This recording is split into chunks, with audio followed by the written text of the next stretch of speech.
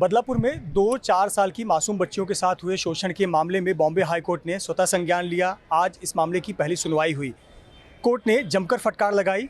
नमस्कार, मैं आपकी सत्य सिंधुजा। हर विषय में, हर क्षेत्र में भारत विश्वगुरु है। सिद्ध चिकित्सा पद्धति विश्व के लिए भारत का अद्भुत वरदान है।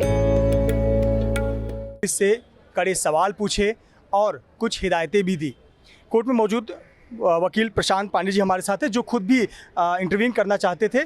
पर कोर्ट में क्या हुआ इनसे समझते हैं। सर, आज कोर्ट में जो टिप्पणी आई, बहुत तल्ख टिप्पणी थी। कोर्ट बहुत सख्त सा, जिस प्रकार से बदलापुर की घटना हुई, निंदनीय घटना, बताएं क्या कुछ हुआ था, क्या कुछ कोर्ट के ऑब्जर्वेशन थे, क्या कुछ मुद्दे गए। कोर्ट ने शुरुआत में ही कह दिया कि कोई भी इंटरवेंशन हम अलाउ नहीं करेंगे। उसके बाद कोर्ट ने ये कहा कि स्पेसिफिकली इस केस में बहुत सारे लैप्सेस हुए हैं, जैसे कि डिले, एफआईआर करने में डिले हुई है, स्कूल ने एफआईआर करवाने में डिले की है, स्कूल के ऊपर स्टेप्स होने चाहिए इन रिगार्ड्स विद पॉक्सो। उसके बाद आपने सेक्शन 3940 का कंप्लायंस नहीं किया है, आपने पॉक्सो से रिलेटेड जो स्टेप्स होने चाहिए, जो स्टैंडर्ड्स होने चाहिए, वो आपने फॉलो किए हैं कि नहीं उसका बताइए।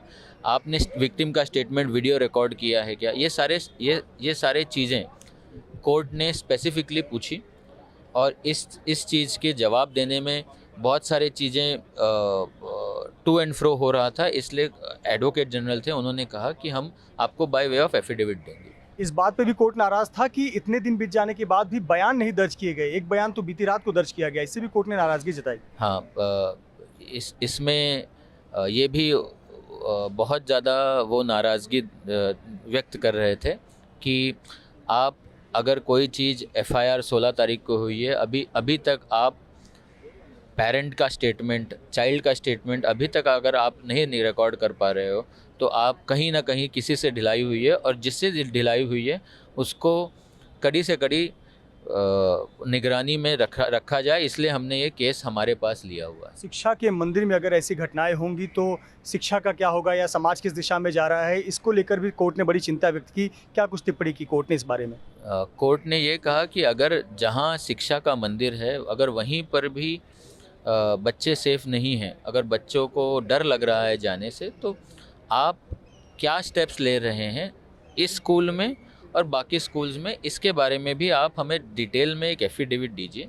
और ये एफिडेविट भी अगले मंगलवार को 2:30 बजे दिया जाएगा। जो अगली सुनवाई मंगलवार को 2:30 बजे होगी, उसमें क्या क्या चीज़ें मांगी गई हैं, किस तैयारी के साथ महाधिवक्ता को आना होगा, पुलिस को आना होगा कोर्ट में अपना पक्ष रखने के लिए? अगले मंगलवार को 2:30 बजे ये कहा गया है कि आपने क्या क्या स्टेप्स लिए, एसआईटी ने क्या स्टेटमेंट्स रिकॉर्ड किए, क्या पॉक्सो से रिलेटेड नॉर्म्स फॉलो किए, क्या पॉक्सो से रिलेटेड स्टेटमेंट्स रिकॉर्ड करते वक्त क्या क्या चीज़ें आपने ध्यान में रखी, आपने स्कूल की सेफ्टी और एडमिनिस्ट्रेशन कैसे अब फॉलो हो रहा है। भले एडवोकेट जनरल ने ये कहा कि इस समय एडमिनिस्ट्रेटर अपॉइंट कर दिया गया है।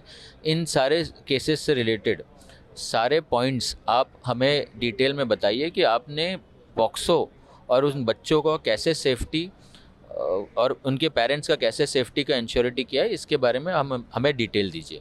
चाइल्ड पोर्नोग्राफी को लेकर आप इंटरवीन करना चाहते थे, आपका क्या विषय था और कोर्ट ने उस विषय पर क्या प्रतिक्रिया दी? सारे हियरिंग के बाद, क्योंकि कोर्ट ने पहले कह दिया था कि हम कोई भी इंटरवीनर अलाउ नहीं करेंगे, और क्योंकि बहुत शॉर्ट नोटिस था, हमारा कोई रिटर्न एप्लीकेशन नहीं था, तो मैंने ओरली कोर्ट से ये दरख्वास्त की कि अगर आप इंटरवीनर नहीं अलाउ कर रहे हैं तो एटलीस्ट ये कीजिए कि बहुत सारा डेटा अवेलेबल है इस समय कि चाइल्ड पोर्नोग्राफी से डायरेक्ट लिंक है पॉक्सो का।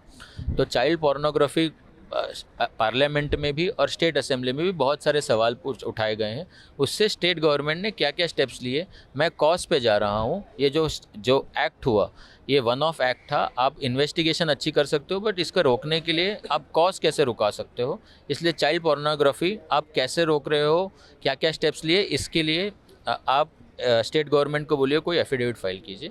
तो कोर्ट ने ये कहा कि इस समय हम कोई इंटरवेंशन पे कोई बात नहीं करेंगे। बहुत बहुत धन्यवाद हमसे बात करने के लिए प्रशांत पांडे, जिन्होंने बताया कि क्या कुछ आज कोर्ट में हुआ। महत्वपूर्ण बात यह है कि जब मंगलवार को 2:30 बजे सुनवाई होगी, उस समय पुलिस को तमाम सवालों के जवाबों के साथ उपस्थित रहना होगा। इसके साथ ही साथ जो पीड़ित बच्चियां हैं उनका 164 के तहत बयान दर्ज करना और साथ ही साथ काउंसलिंग करना होगा, और इन सभी की रिपोर्ट कोर्ट में जमा करानी होगी।